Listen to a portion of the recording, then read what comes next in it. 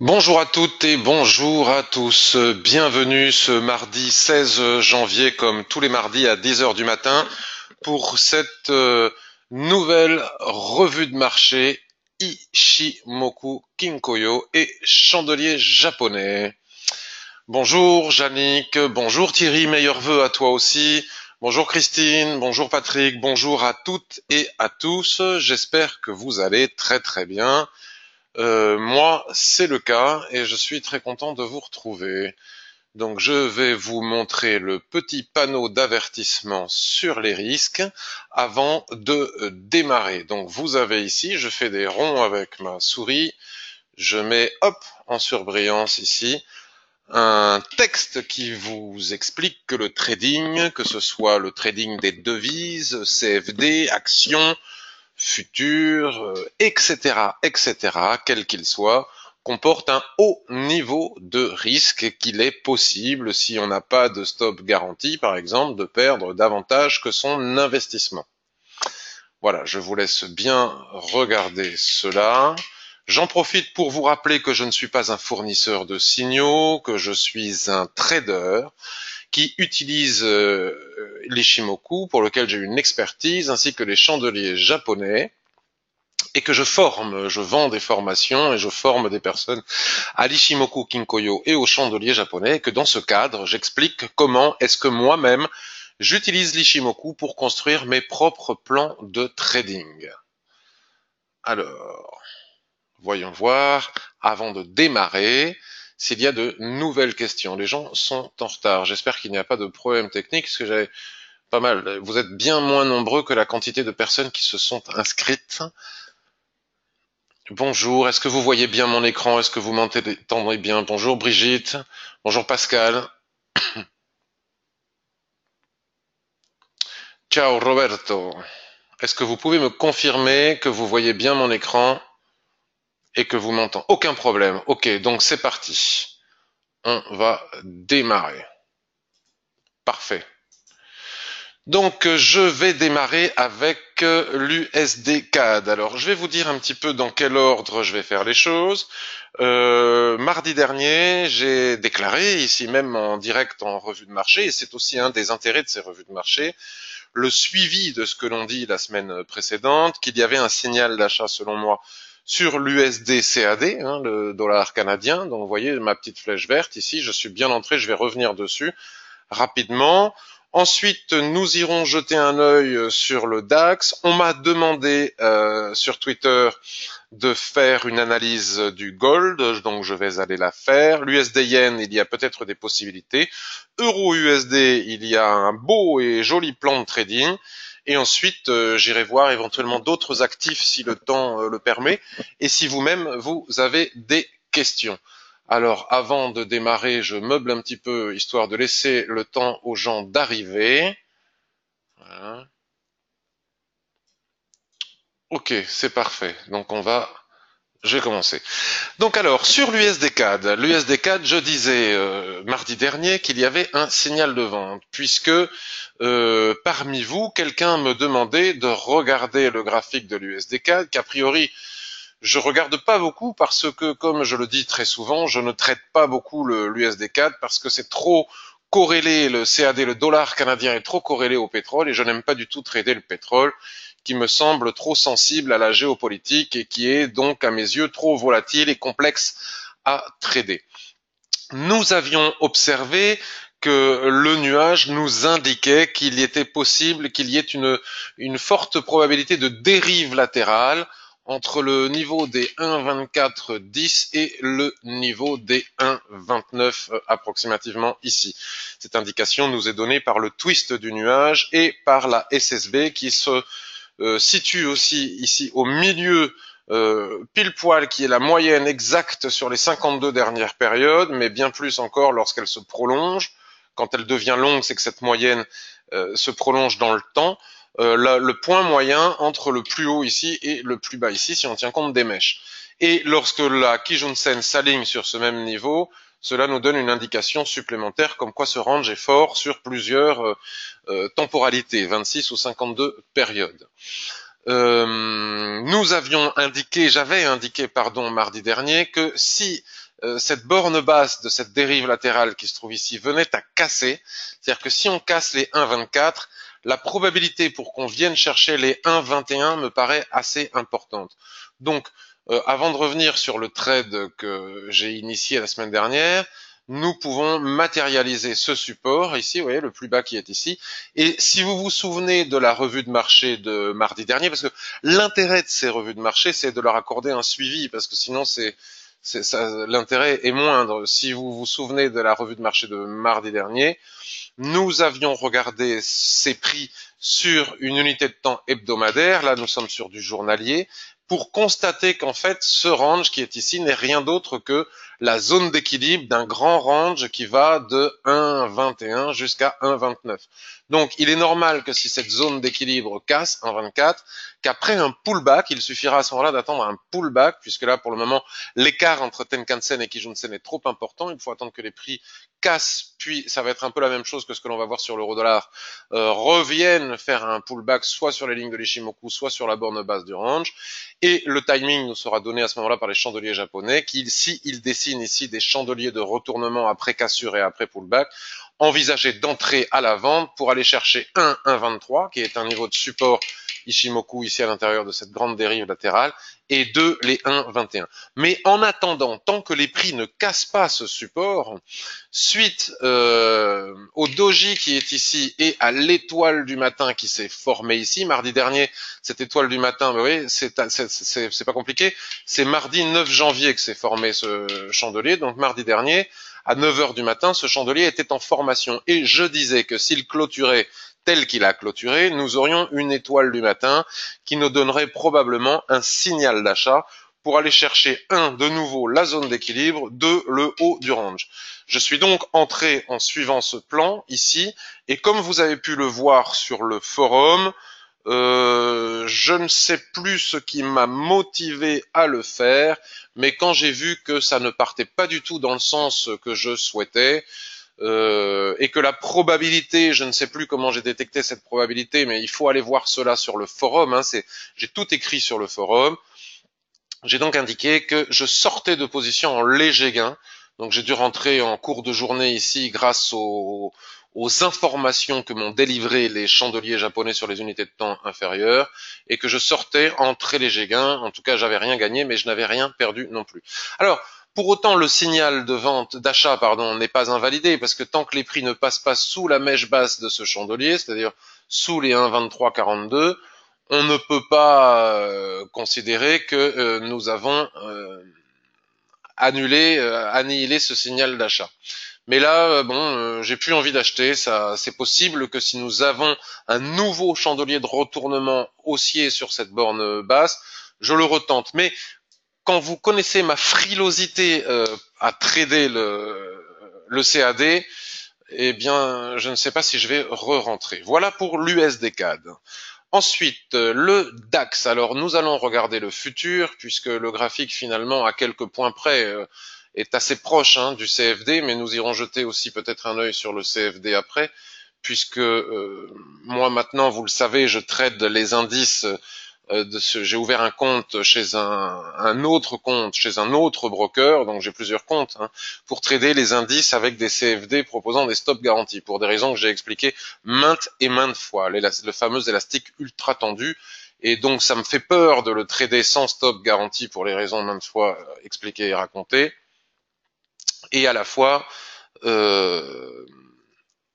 j'ai envie de le trader quand même, donc j'ai ouvert un compte pour le trader avec des stops garantis, avec des CFD. Donc la cotation n'est pas exactement la même que sur le futur. Donc ici nous avons le futur, mais un peu importe, il n'y a pas un gros écart de cotation. Donc l'idée est toujours la même. Vous voyez, nous avons ici les Fibonacci que nous avions tracés il y a quand même relativement longtemps sur le graphique journalier, et nous les avons gardés, même si on peut toujours tracer d'autres Fibonacci depuis que nous avons eu ce mouvement de hausse. Par exemple, nous aurions pu tracer les Fibonacci, mais les Fibonacci, je les ai tracés toujours en prenant ce point haut, en allant vers ce point bas, et je ne les ai pas changés parce qu'ils continuent à être pertinents, et cela fait maintenant 1 mois et demi, 2 mois qu'il y a des possibilités d'achat en intraday ou de vente en intraday sur le DAX entre les niveaux de Fibonacci. Chapitre complet de ma formation d'ailleurs à l'Ishimoku. Excusez-moi, je regarde par la fenêtre parce qu'il y a des gens qui se pointent que je ne connais pas, qui sont en train de rentrer dans le bureau. Donc si je me fais cambrioler en direct, je vous tiendrai au courant. Non, bon, apparemment, quelqu'un que je connais est en train d'arriver en même temps, donc tout va bien. Pour ce faire, donc je vais vous montrer aussi comment est-ce que j'ai procédé. Donc vous savez qu'avant mon départ en vacances, regardez, il y a tous les petits points qui sont ici. J'avais gagné beaucoup, beaucoup, beaucoup, beaucoup. Je me suis fait vraiment un superbe, joli matelas. J'ai superbement bien terminé l'année.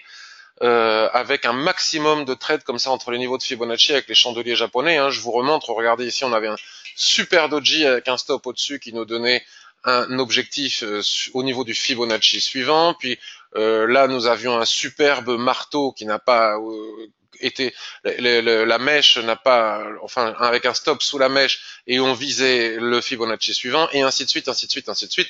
J'en ai même fait un billet que j'ai partagé avec vous sur mon blog Ishimoku, que vous avez vu en introduction de cette vidéo. Et cette situation a perduré tout le temps où j'ai été en vacances. Bon, moi j'étais en vacances donc j'en ai pas profité.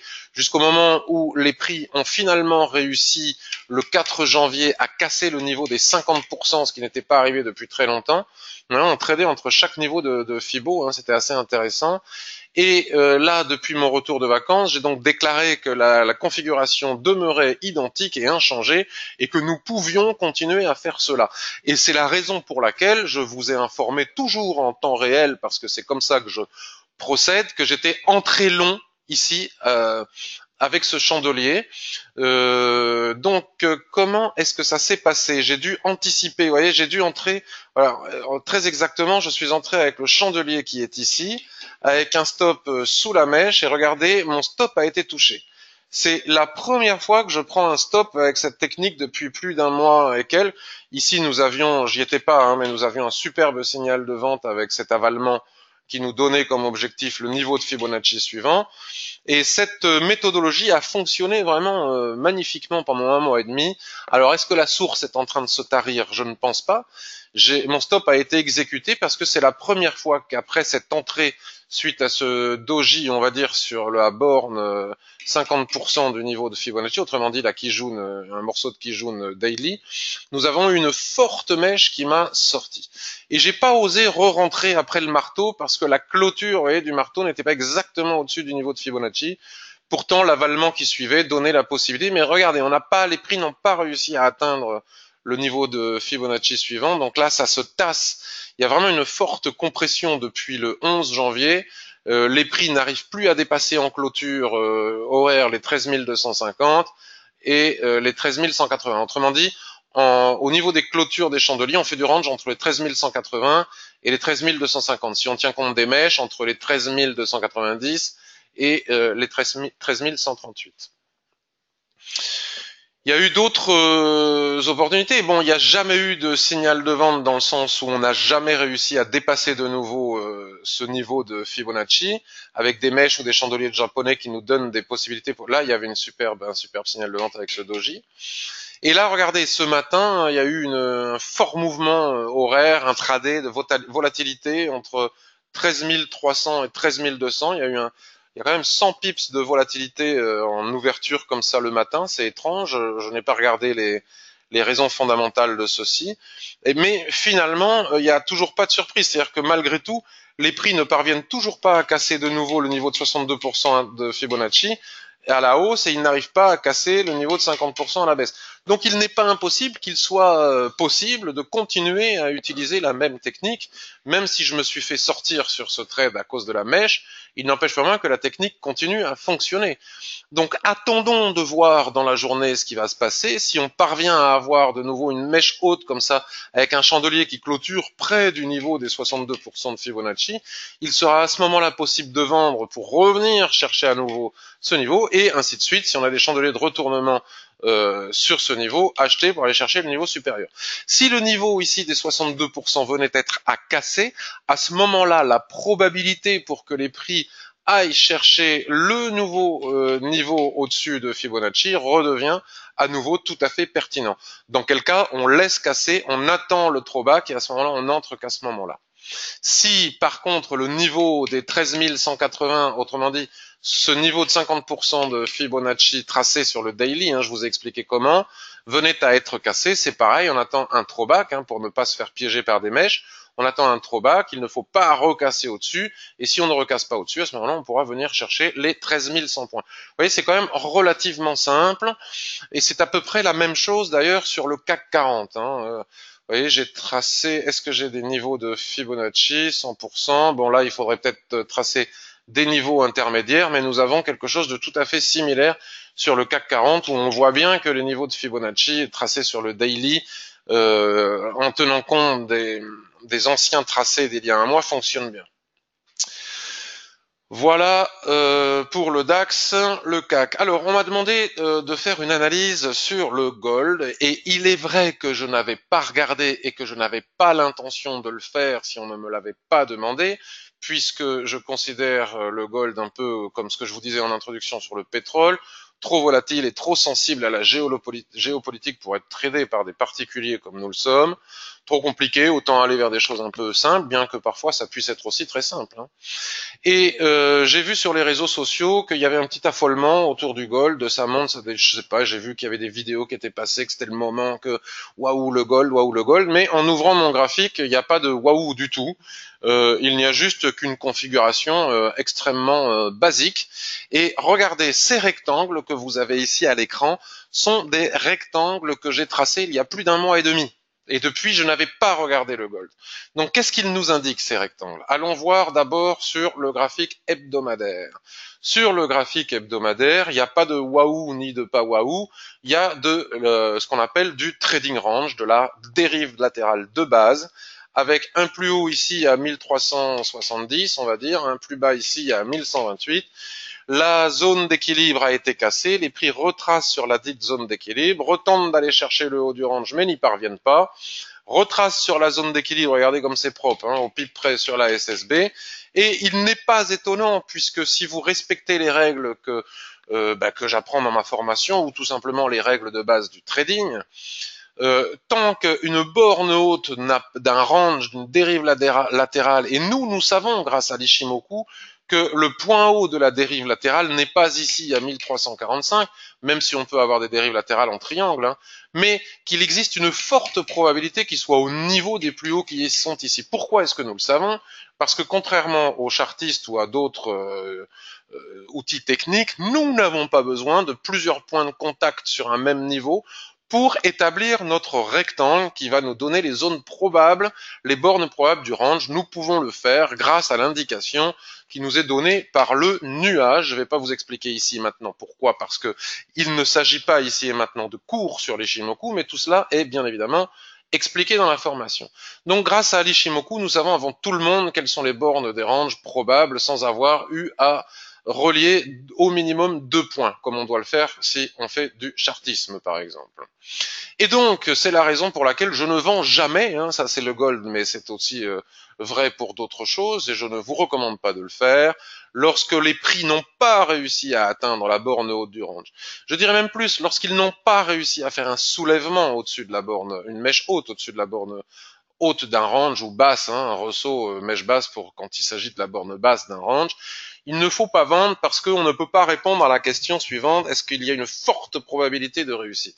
Parce que la vocation des prix lorsqu'ils ont dépassé la zone d'équilibre dans un range et qu'ils ont approché la borne haute du range, c'est d'y aller à la borne haute du range. Donc là, suite à cette forte accélération haussière, nous avons un retracement sur la zone d'équilibre. Et moi, je pense qu'il n'est pas improbable, il continue à être probable que les prix viennent taper ici les 1370 points. Et tant que ce n'est pas fait, je trouve que c'est complètement un petit peu difficile à trader. Maintenant, si l'on bascule sur du journalier, on retrouve les rectangles que j'ai tracés donc il y a un mois et demi, c'est-à-dire qu'à l'intérieur d'une dérive latérale qui fait plus de 1000 points ou plus de 1500 points, nous pouvons bien évidemment avoir des dérives latérales, des consolidations sur du plus court terme. On peut fonctionner. Vous savez, vous avez des tendances qui vont d'une borne à l'autre d'un range en général, mais ça peut aussi fonctionner par rectangle, c'est-à-dire que tac, je m'installe dans une dérive latérale, boum, je casse cette dérive latérale, je retrace, et je re-rentre dans une dérive latérale et je casse. Et c'est pour ça que vous avez des fois des progressions, ce qu'on appelle par paliers, comme ça, qui font des rectangles. Soit on a une tendance bien oblique, soit on a une tendance déterminée par des cassures de différentes zones de range. Et donc là, nous sommes en train d'atteindre la dérive, le haut de cette dérive latérale, qui est tout simplement le dernier point. Je ne serais pas étonné, franchement, qu'on fasse une mèche au-dessus de ce niveau pour aller chercher le haut de la dérive latérale que nous avons sur Weekly. Donc si j'étais à l'achat maintenant, je pense que j'encaisserais mes bénéfices, surtout lorsque l'on voit l'avalement en formation. Nous aurons confirmation de cet avalement qu'à la clôture journalière, on ne peut pas le faire maintenant, mais enfin en tout cas, on peut quand même voir qu'il y a probabilité d'avalement ici. Je serai à l'achat, j'encaisserai mes bénéfices. Je n'entrerai pas à la vente ici, sachant que il existe 50% de probabilité d'aller en haut, comme il existe 50% de probabilité que suite à cet avènement, on baisse.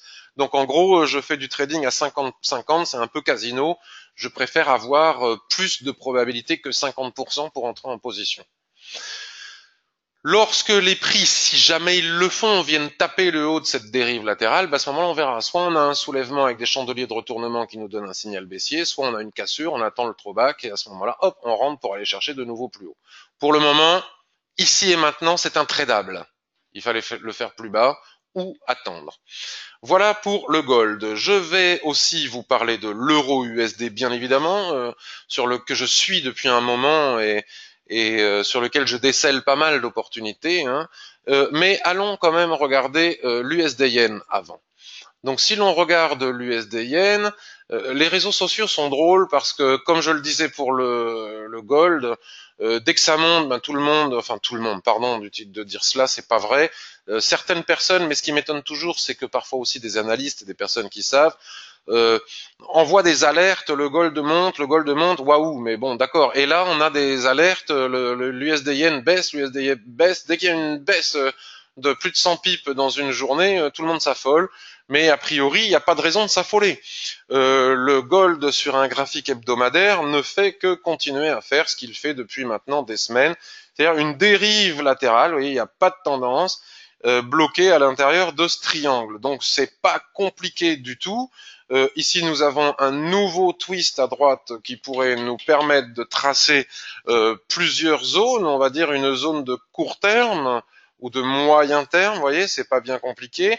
À partir du moment où on a eu l'avalement ici en haut, comme je vous disais tout à l'heure, la probabilité, une fois qu'on passe la zone d'équilibre pour que les prix viennent chercher le bas du rectangle, qui est ici, est importante. C'est toujours la même chose et grâce au twist, c'est facile d'établir ce type de probabilité. Il suffit de connaître l'utilisation basique de l'Ishimoku. Ici et maintenant, il n'est pas possible d'entrer à la vente sur l'USD Yen puisque nous sommes en survente, les prix sont trop éloignés de la Tenkan-sen. Vous savez qu'on n'entre jamais en position après accélération lorsque les prix sont éloignés de la Tenkan-sen. La Chikuspan à l'intérieur de cette dérive latérale arrive sur des obstacles qui sont ni plus ni moins que cette zone d'équilibre. Donc une fois que les prix et la Chikuspan auront cassé ce niveau, on va dire ici des 110, qui est un niveau importantissime sur l'USD Yen, c'est vraiment un pivot. Le niveau 110 est un niveau extrêmement important, qui d'ailleurs fait pivot de toute cette dérive latérale. C'est vraiment qui fait équilibre. Vous pourrez retrouver son importance en observant un graphique Ishimoku en mensuel. Si les prix viennent à casser ce niveau et la Chikuspan a cassé celui-ci, en hebdomadaire, ce sera un petit peu long, mais peut-être attendre que les 110 cassent en daily ou en H4. À ce moment-là, après pullback, la probabilité que les prix reviennent chercher le niveau des 107,70 est très important. Si le niveau des 107,70 casse, le niveau suivant, c'est tout simplement la borne basse de la dérive latérale de long terme que nous avons ici. Vous voyez ? Donc on a tapé le haut et tout se tient, c'est extrêmement simple. On a un harami ici, on a des doji qui nous donnent le timing pour entrer en position. On peut faire un troisième point de contact avec cette droite de tendance. C'est basique le trading. Il faut juste attendre, avoir la patience d'attendre. Si on attend, c'est une question de patience en fait, plus qu'autre chose, et de money management. Parce que ça, c'est tellement facile à apprendre, tout le monde peut le faire, il suffit de s'en donner les moyens. Donc à partir du moment où on a tapé le haut, la probabilité pour qu'on aille chercher le bas est forte, c'est pas plus compliqué que ça. Sauf qu'on n'entre pas n'importe où. Ici, il y avait une autre zone de dérive latérale. Donc là maintenant, sous les 110, la probabilité d'aller chercher les 108,85, puis 2, les 108 ici. Et si on casse les 107,50, on va dire, la probabilité de revenir chercher avec des zones intermédiaires, hein, bien évidemment, à long terme en swing trading, les 100 et des poussières, est importante. Mais là, pour le moment, on ne peut pas entrer en position. Il fallait le faire soit là-haut, soit attendre qu'on casse ici. Donc à plus court terme, qu'est-ce qu'il est possible de faire? À plus court terme, en journalier, mince. Excusez-moi, ils sont un peu vifs, hein, c'est jaune, mais ça va nous réveiller. Bon, ben là, il y a une autre dérive latérale, vous voyez, que j'ai tracée sur le journalier, qui est cassée, avec une claire situation de survente. Donc on va pas rentrer en cassure ici, en survente, et à si peu de points d'un autre support. C'est complètement ridicule. Donc, on est bien obligé de faire le constat qu'il n'y a rien à faire. Soit attendre une réintégration du range, soit attendre la cassure de ce niveau, pour ensuite venir chercher ce niveau. Mais ici et maintenant, sur l'USD-Yen en journalier, il n'y a rien à faire. Pour ceux qui veulent trader à plus court terme en journalier, l'objectif c'est la borne, c'est la borne basse du triangle qui est ici, c'est les 110 points, d'accord? Donc l'idée sera d'aller chercher les 110 points. Donc voyons ce qu'il est possible de faire. Est-ce que l'on pourrait pas faire un machin dans ce genre? Bon, déjà faut-il.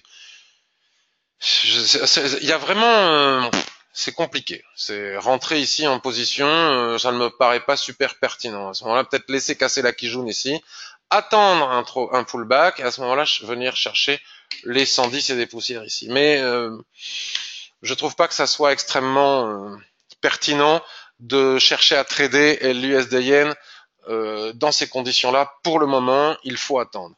Alors on en arrive, et puis ensuite je viendrai à vos questions, à l'euro-USD. Vous savez, si vous recevez la newsletter, ou si vous suivez mes analyses sur le forum, voire même chez mes copains de Central Chart, que j'ai fait une importante analyse hier de l'euro-USD. Donc on va pas revenir. Donc là on avait, moi j'étais sorti à 119 et des poussières, j'avais gagné 265 pips, souvenez-vous-en. Et puis finalement mon objectif numéro 1 qui était au niveau des 1,20 ici été atteint. Et ça fait des semaines et des mois que je dis que selon moi, selon ma lecture de l'Ishimoku sur les différentes unités de temps, notamment à partir du weekly, je ne vais pas vous rappeler le pourquoi et le comment, bien que je pourrais le faire. La probabilité d'aller chercher les 1,24 et les 1,25 est importante. Donc je vais quand même le faire, mais je vais le faire rapidement. Pendant des semaines et des semaines, pour ceux qui suivent mes revues de marché, je vous ai peut-être un petit peu saoulé, j'ai radoté sur cette configuration. Souvenez-vous, pendant pratiquement 2 ans, la paire était restée à l'intérieur de ce range, et lorsque ça a cassé ici, j'ai déclaré qu'on ne sort pas d'une telle dérive latérale qui a duré pratiquement 2 ans, juste pour faire un, deux, trois, un petit tour et puis s'en va. Qu'en général, quand on sort d'une telle dérive latérale, c'est pour rentrer dans une nouvelle phase de tendance haussière. Et si on cherche les niveaux, donc là nous sommes sur un niveau d'importance que l'on pourrait matérialiser. Les gens qui n'ont pas Ishimoku se demandent pourquoi peut-être les prix stagnent à ce niveau-là.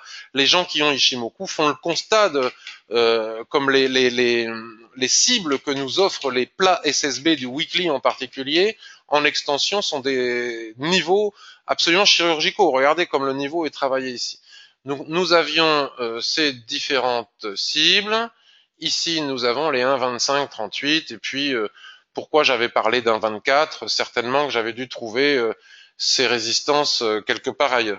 Donc j'avais dit que lorsque l'on sortirait de cette dérive latérale, ici il y avait eu tout un affolement parce que pareil que pour le gold ou l'USD-Yen, les gens voulaient absolument rentrer à l'achat. On ne peut pas rentrer à l'achat après une telle progression. Il faut attendre un pullback. Donc nous avons eu le pullback qui nous a offert la possibilité de rentrer. Ça a été très long, hein, souvenez-vous, j'ai attendu vraiment très longtemps pour pouvoir entrer en position. Tiens, bah d'ailleurs on voit mes entrées en position ici, hein, puis j'étais sorti au niveau des 119. Et puis l'objectif qu'on s'était fixé à 1,20 et des poussières a été atteint. Ici, nous avons la SSB à 1,22 et des poussières que l'on a tracé sur notre weekly. Un objectif que je donne ici à 1,24 intermédiaire et le vrai objectif qui est à 1,25. Et ça fait des lustres que j'indique que l'Ishimoku ou l'analyse technique, l'expérience que j'ai de l'analyse technique nous plaide plutôt pour une tendance allant au minimum jusqu'à 1,25. Donc maintenant, la question est de savoir comment est-ce que je rentre pour aller chercher les 1,24 ou les 1,25 puisque ça c'est le travail de l'analyste de dire les prix vont probablement aller à 1,25. Mais une fois qu'on l'a dit, ok c'est super, mais j'entre quand?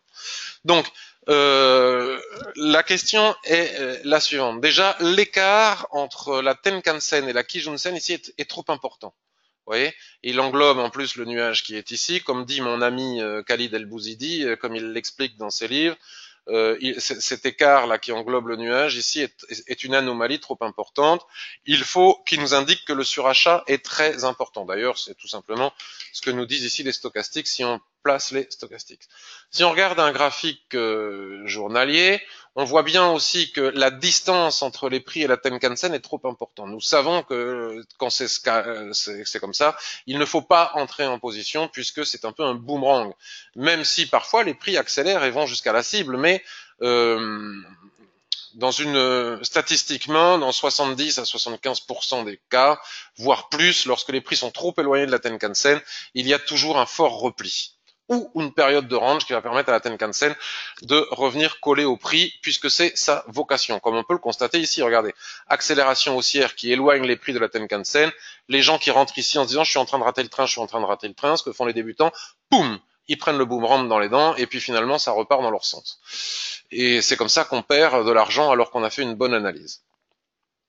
L'idée était aussi, certaines personnes m'ont dit, oui, mais dans ta formation, tu expliques que lorsque la Kijun-sen s'entrelace dans une ligne de tendance, vous voyez, comme c'est ici, c'est souvent un bon endroit pour prendre position. La Kijun-sen, par exemple, qui est ici, bien que maintenant elle ne s'entrelace plus dans la droite de tendance, ce n'était plus vrai. J'ai dit oui, mais ce que j'enseigne aussi dans ma formation, c'est que l'information délivrée par les unités de temps supérieures prime sur celle des unités de temps inférieures. Or, les unités de temps supérieures, comme nous venons de le voir précédemment, nous indiquent une forte situation de surachat et nous disent qu'il est prématuré pour entrer en position. Donc, on ne tient pas compte de la Kijun-sen H1, information délivrée par les unités de temps inférieures.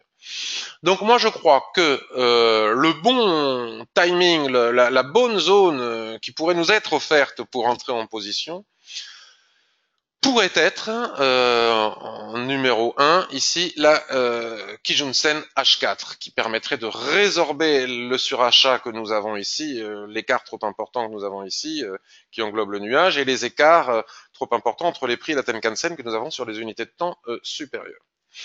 Donc, comme me le disait une personne ce matin sur Twitter, si jamais la Kijun-sen joue bien son rôle de support, nous pourrions entrer en position. Donc, comme on ne peut pas deviner si une Kijun-sen va bien jouer son rôle de support ou pas, hein, ça, ce qui est écrit dans les mauvais livres sur l'Ishimoku, c'est que la Kijun-sen, c'est souvent un super moment, un super endroit, une super droite permettant de rentrer en tendance. Oui, mais non, ça dépend des fois. Des fois, elle tient, des fois, elle ne tient pas, hein, comme tout support.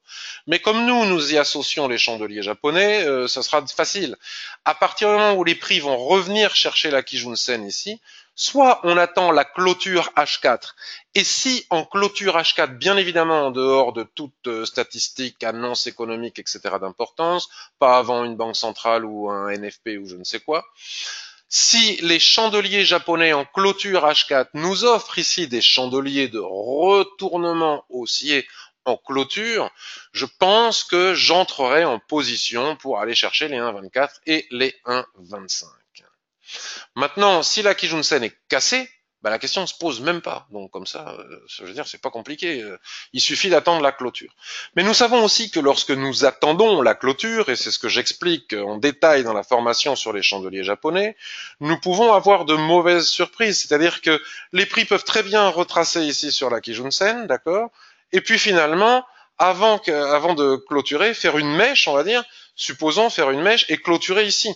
S'il clôture ici, nous sommes obligés de mettre notre stop là, on a un premier objectif ici, le ratio n'est plus très bon, voire peut-être même insuffisant, puisque nous n'entrons jamais en position sans obtenir un ratio minimal de 2 pour 1, question de money management, si on veut durer sur les marchés, c'est important. À ce moment-là, on ne peut plus rentrer en position. Donc la solution est de matérialiser, vous voyez là je vous donne quelques billes, gratuitement, on va dire. La solution, on va la mettre en de couleur pour savoir, puisqu'il y en a d'autres bleus, ben on saura voilà que cette droite bleue aussi est la Kijun-sen H4. La solution est de la matérialiser, de basculer sur les unités de temps inférieures, et ici nous retrouvons notre niveau de Kijun-sen H4, et si dès la clôture H1, en dehors de toute période économique, et pas le soir et plutôt le matin, nous avons des chandeliers de retournement dès H1 sur ce niveau, on peut anticiper pour entrer en position avant d'attendre la clôture H4.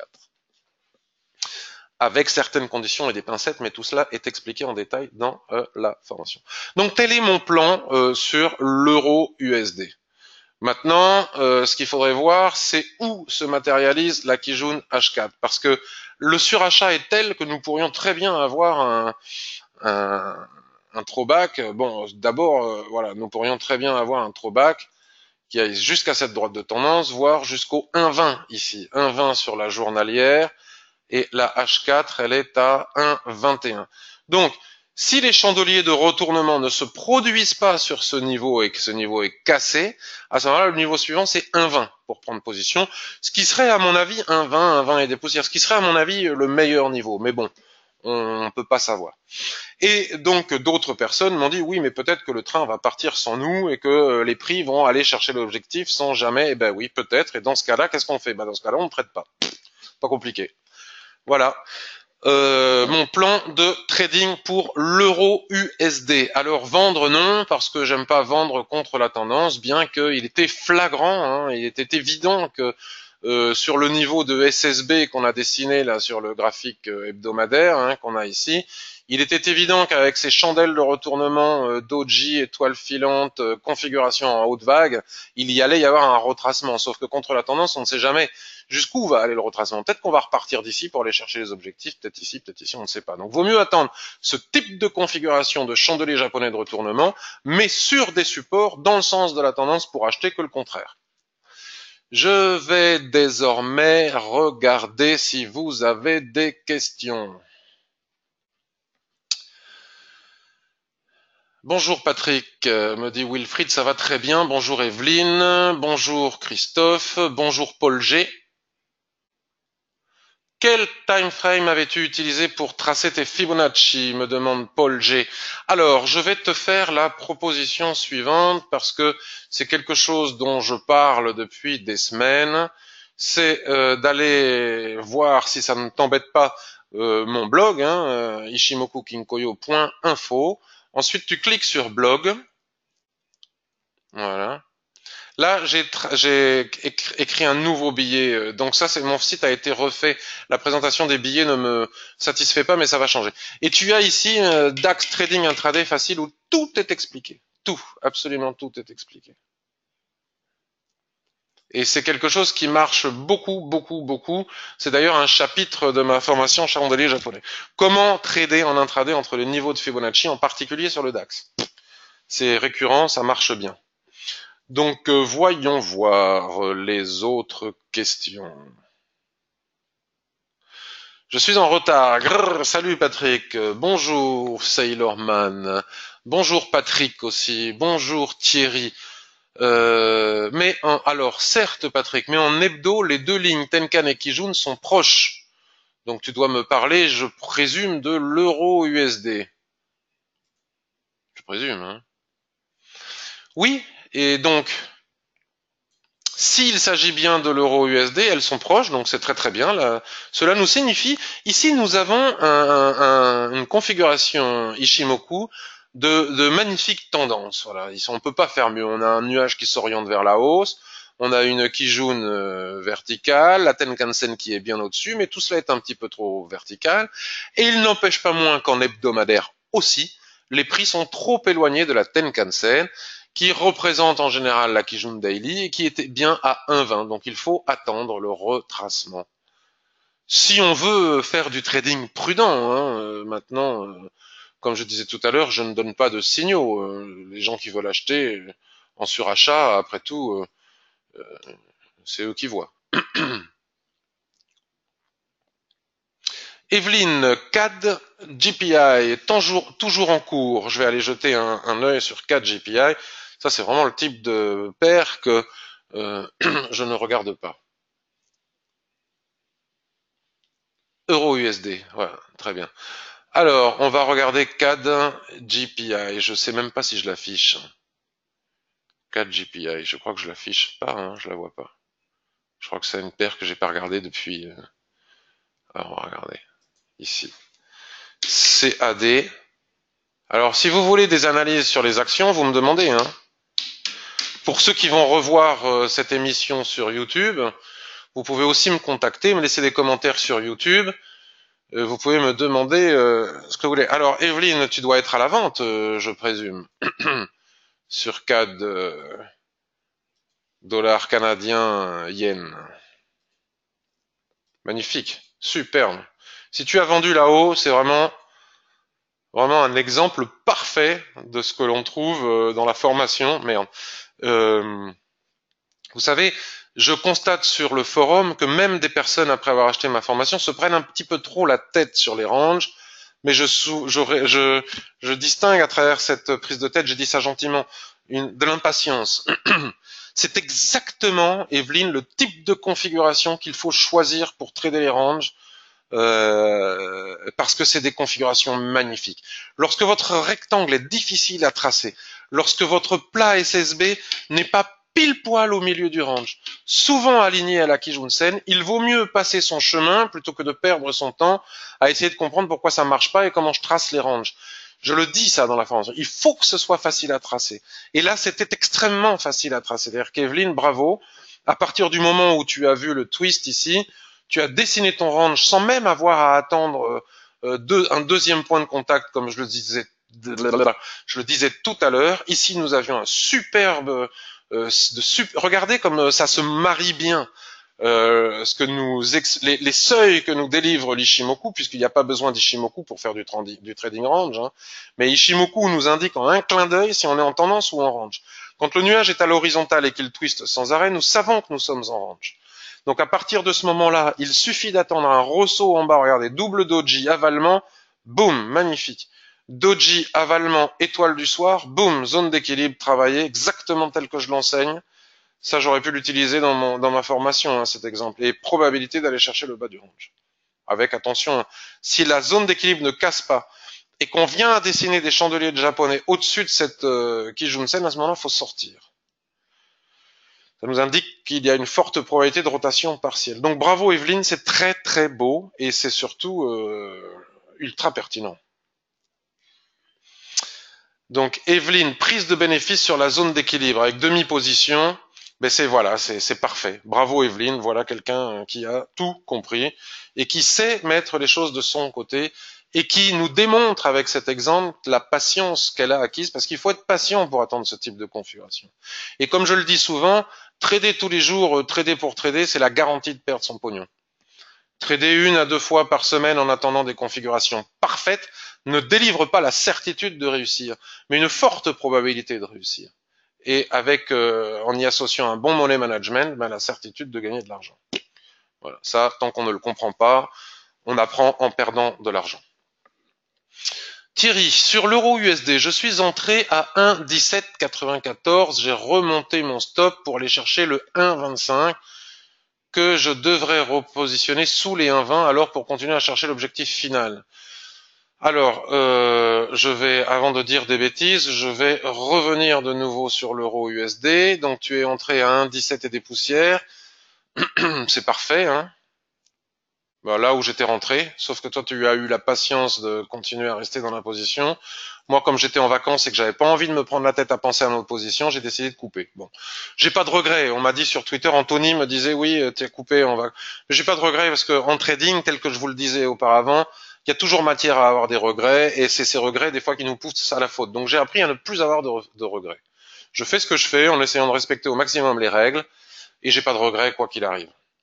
Donc ça me fait ni chaud ni froid de voir qu'on a pris 300 pips de plus depuis que je suis sorti de position. Donc, pour te répondre très concrètement, Thierry,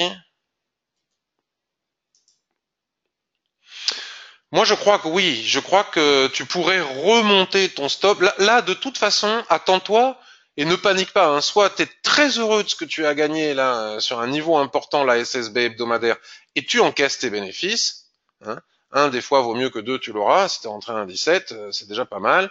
Parce que là, il faut t'attendre, même si ce n'est qu'une probabilité et pas du tout une certitude, à ce qu'il y ait une correction. Donc, il ne faudra pas avoir de regrets s'il y a une correction, et sortir là de peur de ne pas gagner grand-chose. Soit tu sors maintenant et tu as fait un joli trade, soit tu acceptes le retracement qui va sans doute venir chercher soit les 1,21, soit les 1,20, voire les 1,20, et il n'est pas impossible que ça revienne chercher cette droite de tendance aussi. Ou, je ne sais pas. Donc moi je mettrais, oui, je remonterais mon stop sous les 1,1950 par exemple, si je devais rester en position.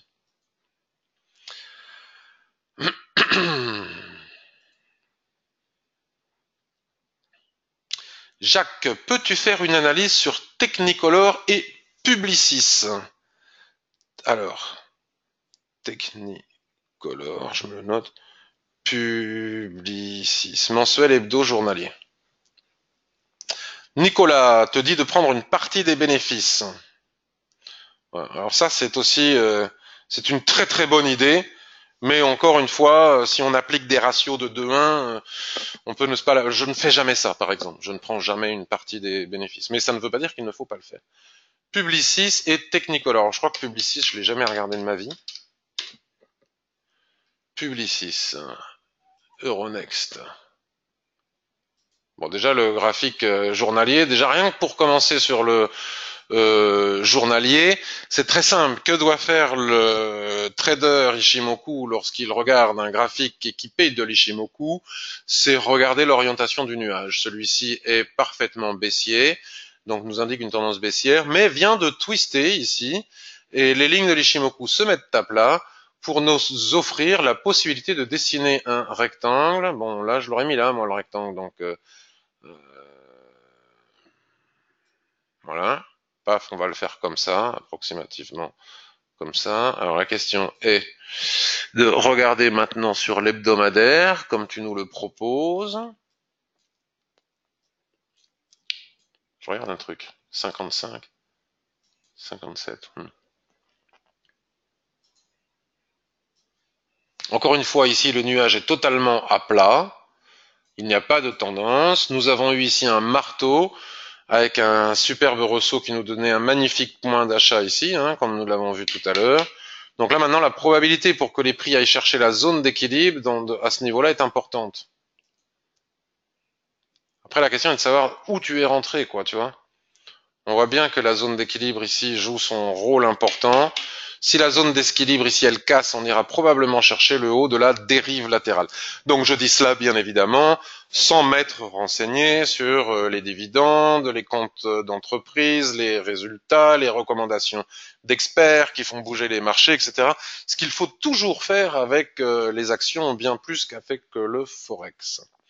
Si je regarde maintenant tel que tu me le demandes sur un graphique mensuel, eh bien je suis toujours en dérive latérale.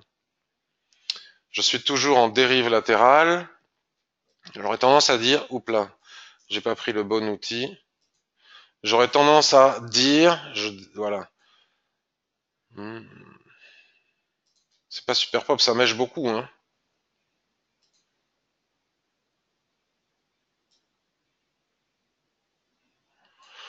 Suite à ce doji, voilà, on se dirige là aussi vers les 60, hein, les 59, 50, 60, selon moi. Daily. Revenons maintenant sur notre daily. Donc c'est ce que j'expliquais au début avec le gold. Hein, on monte soit en tendance, soit en rectangle par rectangle par rectangle. Donc si effectivement j'ai bien tracé mon range ici, il faudrait voir si là je suis bien sur les 50%. Ce niveau a été cassé, le surachat est important, la probabilité de correction est forte puisque les prix sont très éloignés de la Tenkan-sen. Donc c'est certainement pas le moment d'acheter, hein, on n'achète jamais en surachat. Ce qui est vrai avec l'euro USD l'est aussi avec les actions, c'est exactement la même chose. Mais après throwback sur les lignes de l'Ishimoku qui vont remonter ou au niveau des 57,80, on peut peut-être, selon moi, selon ce que je vois, acheter pour aller chercher le niveau des 60 et au-dessus du niveau des 60, le haut du range hebdomadaire. Si on a acheté ici en bas, à mon avis, on n'a aucune raison de sortir. En tout cas, il n'y a pas de signal de vente, même si une correction est probable. Voilà mon analyse de Publicis. Et Technicolor.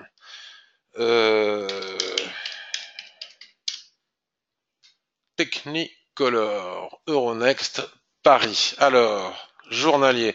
Alors encore une fois, c'est assez facile.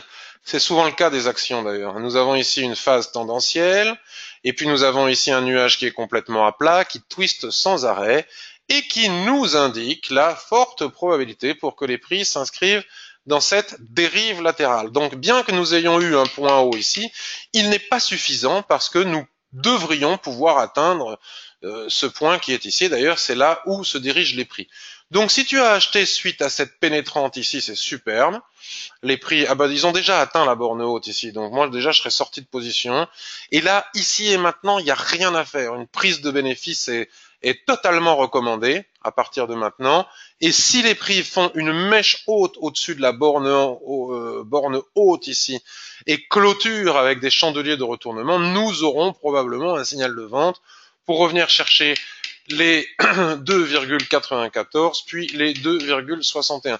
Peu de peu d'écart hein, journalier. Moi, je trouve que c'est pas suffisant de trader les actions quand il y a si peu d'écart de prix.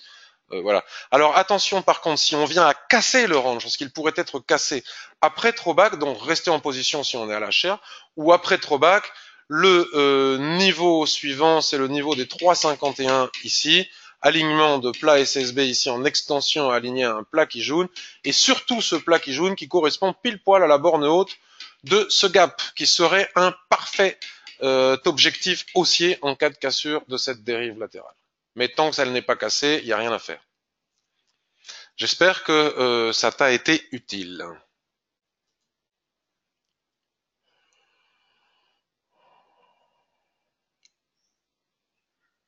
Alors, Thierry, merci Patrick, la gestion du stop est aussi complexe lorsque tu souhaites poursuivre le trade dans l'attente d'objectifs éloignés. Voilà, c'est ça, c'est une question de patience. Paul, tu parlais de l'englobement du nuage par la Tenkan et la Kijun. Est-ce la configuration que H4 sur l'USD PLN? Alors attention, hein, les gars, de pas trader n'importe quoi. Hein. USD PLN, ça c'est des paires peu liquides avec lesquelles, si on n'a pas de stop garantie, il est facile de se faire avoir. D'ailleurs, il y a des grosses mèches, hein, c'est pas pour rien. Regarde comme c'est méché ce truc. USD, non mais c'est pas USD PLN, PLN. Attends, USD, c'est la monnaie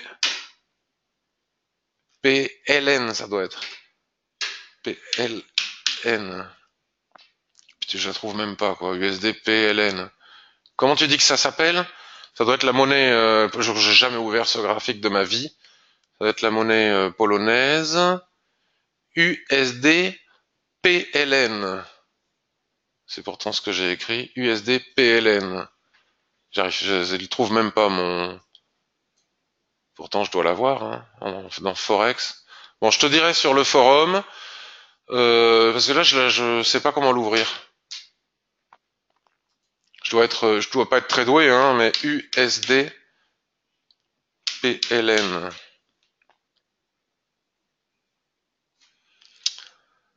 Alors, on me demande, et puis j'arrêterai là-dessus après, mais j'irai regarder. Si tu me poses la question sur le forum, Paul, je suis vraiment désolé. PLN. Alors attends, bouge pas, j'aime bien répondre aux questions quand même. On va essayer ici. USD PLN. Paf, voilà, magnifique. USD PLN en H4. En H4. C'est tout à fait la configuration que nous avons sur l'USD PLN, c'est-à-dire que nous avons absolument une situation de survente, un écart trop important entre la Tenkan-sen et la Kijun-sen qui englobe le nuage ici, c'est une anomalie. Et d'ailleurs, les gens qui ont peur de rater le train et qui vendent ici sont en train de le payer très cher, exactement comme je l'expliquais en début de webinaire. On n'achète jamais les accélérations baissières loin de la Tenkan-sen ou lorsque l'on a ce type de configuration, comme tu l'as parfaitement bien compris. Donc là, une correction sur le niveau de 50% de Fibonacci, c'est-à-dire la Kijun-sen qui est ici, me semble plus que probable. Ce sera un bon point pour éventuellement vendre et revenir dans le sens de la tendance si l'analyse sur les unités de temps supérieures le permet. Alors, je vais répondre aux deux autres demandes qui m'ont été faites et j'arriverai là-dessus. Voilà, mais Paul, t'as vu, j'ai trouvé l'exemple. Christian Peugeot, on va aller regarder Peugeot puisque c'était un truc que je suivais. Qui a 10? Alors,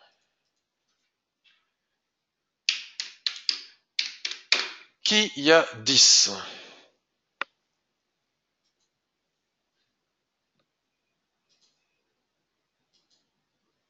Oh là là, il faut faire attention avec ce genre de comment ça s'appelle d'action. Déjà, moi, quand je vois un graphique avec des prix comme ça, je ne traite pas. Je ne traite pas ce genre de choses. Ça ne veut pas dire qu'il faut pas le faire, hein, mais c'est pas suffisamment liquide. Tu vois, en graphique journalier, pendant des semaines et des semaines, on a eu un plus haut à 8,38 et un plus bas à 7,49. Il n'y a même pas 1 euro d'écart sur un graphique journalier, ce qui montre que la paire, pardon, je suis tellement habitué aux devises, que l'actif est peu liquide.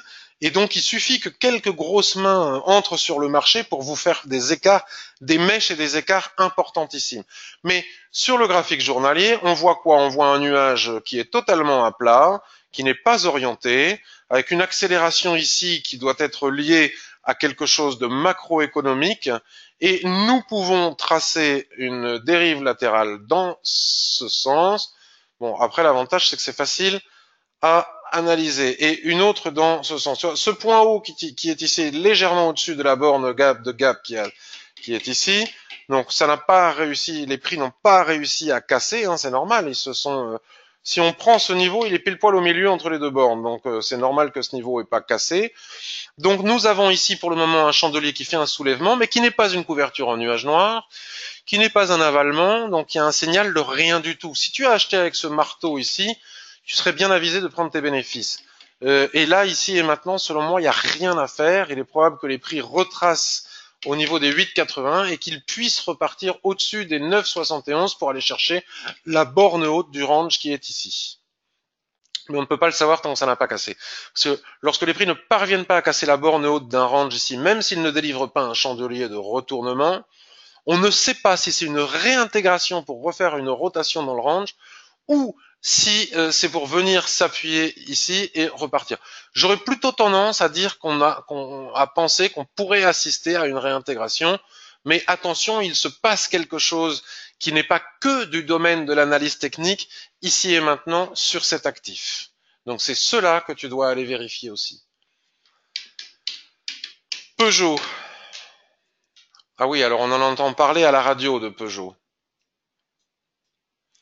Donc l'analyse que j'avais faite il y a plus d'un mois, ben, vous l'avez sous les yeux. Encore une fois, tout se tient. Et face à cette forte accélération baissière, la question à l'époque était de savoir si la chute persiste, jusqu'où peuvent aller les prix. Et selon mes analyses sur les unités de temps supérieures, j'avais dit 15,47. Mais j'avais aussi dit, tel que je n'ai pas cessé de le dire aujourd'hui lors de cette nouvelle revue de marché, que lorsque les prix s'éloignent de la Tenkan-sen, on n'entre jamais en position puisque nous pourrions prendre le boomerang du repli dans les dents à tout moment. Et donc, j'avais indiqué que, vous voyez, toutes les flèches y sont, hein, ça n'a pas changé, que si le niveau des 16,95 et des 17 lâche, qu'il casse en clôture, là nous n'avons pas eu de cassure en clôture, le marché, les vendeurs ont testé le niveau, ont tenté de le casser, mais ils ont été repoussés en force par les acheteurs qui ont dessiné ce marteau, qui a fait prendre bénéfice puisqu'ils viennent de là-haut, les vendeurs. Les vendeurs ont pris leurs bénéfices suite à ce marteau. Il ne reste plus que des acheteurs dans la place qui reviennent chercher ce niveau. Donc ce niveau, c'est quoi? C'est le niveau de résistance que nous avons ici. Donc maintenant, la question est de savoir si les prix vont parvenir à casser les 18,20. Donc nous allons matérialiser le niveau des 18,20. Si les prix parviennent à casser le niveau des 18,20, la probabilité pour qu'ils aillent chercher le niveau des 18,67 et des 18,84 est très forte. Si on casse les 18,20, 18,80, très fortement probable. Maintenant, si on ne les casse pas, on pourrait faire du range entre le niveau 18,20 et le niveau 16,88 et mon plan est toujours en marche, attendre la cassure des 17 et après pullback, aller chercher les 15,50. Voilà le plan de trading pour l'action Peugeot. Cassure en H4 par exemple, H1, pif, tentative pour aller chercher les 18,85. S'il n'y a pas de cassure, en baissant sur les unités de temps, Voilà, vous voyez, là, j'ai dit probabilité de faire du range entre ce niveau et ce niveau. C'est exactement ce que nous montre ici l'Ishimoku. Le nuage s'est mis à plat avec la zone d'équilibre pile poil en milieu. Vous voyez, j'ai même pas besoin de voir les graphes pour le deviner. Et suite à cette étoile filante et à cet avalement, ici, nous avons eu un signal de vente en haut. Bon, maintenant, là, ici et maintenant, il n'y a rien à faire. Il faut attendre soit un signal de vente ici, soit un signal d'achat pour aller chercher les 18,85, soit continuer à trader le range, mais la meilleure des probabilités serait donc soit de trader le range, soit cassure 18,85, soit cassure et après pullback 15,50. Voilà pour Peugeot. Et ça fait quand même 1 heure que nous sommes ensemble. Je vous remercie parce que vous êtes peu nombreux à avoir quitté l'émission en cours de... Tu as acheté à 17, eh ben c'est très bien, c'est parfait. Bravo Christian. 17, 17, voilà, c'est ça. Bon, ben c'est très bien. Tu as acheté à 17 et si tu as acheté suite à ce marteau, à ce moment-là, c'est la perfection. Parce que ça, c'était un superbe signal d'achat. Contre la tendance, bien évidemment. Ce que je n'aime pas faire. Mais ceci dit, c'était un superbe signal d'achat avec un beau marteau sur un support clé que l'on a déterminé ici. Donc bravo, c'est très très bien. Moi, je serais toi ici, je prendrais mes bénéfices. Après, tu peux attendre de voir si ça casse pour aller chercher 18,85. Après, tout dépend de ton horizon de temps.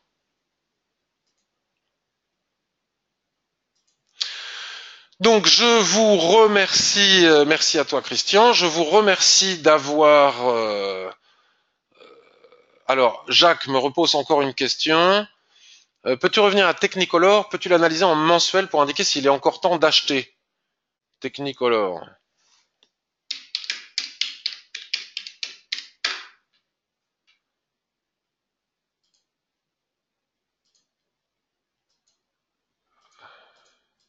Voilà, non, de toute façon, même en mensuel, on n'achète pas. On n'achète pas en mensuel sous une résistance journalière. Donc non. Déjà, pas besoin d'aller voir le mensuel, non. Euh, Même si tu veux acheter à partir du mensuel, là on est en total surachat, les prix sont loin de la Tenkan-sen, il faut attendre que ça casse et qu'on se replie ou qu'on revienne ici ou au moins ici. Tu y gagneras quand même quelques points. Ce serait ballot d'acheter à 3,23 et que ça se replie à 2,94. Donc de toute manière, au niveau du timing, on n'a pas encore le signal d'achat au niveau du timing. Si on devait acheter maintenant, bien qu'il fallait acheter plus tôt. Alors, oulala, si on regarde en mensuel, eh ben, je vois que nous sommes sur quelque chose qui est vraiment peu liquide, hein. On n'arrive même pas à... Il faut pas trader les... Enfin, je ne devrais pas dire ça, après je vais me faire taper sur les doigts, mais les choses peu liquides comme ça, déjà on n'arrive même pas à zoomer.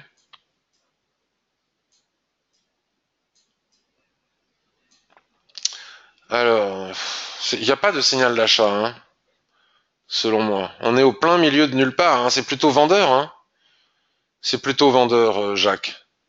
En mensuel, nous savons en range, si tu as suivi ma formation à l'Ishimoku, d'ailleurs ça n'a rien à voir avec l'Ishimoku, c'est quelque chose que tout trader devrait savoir, et que je constate que peu de traders, même des pros, ne savent pas, des analystes.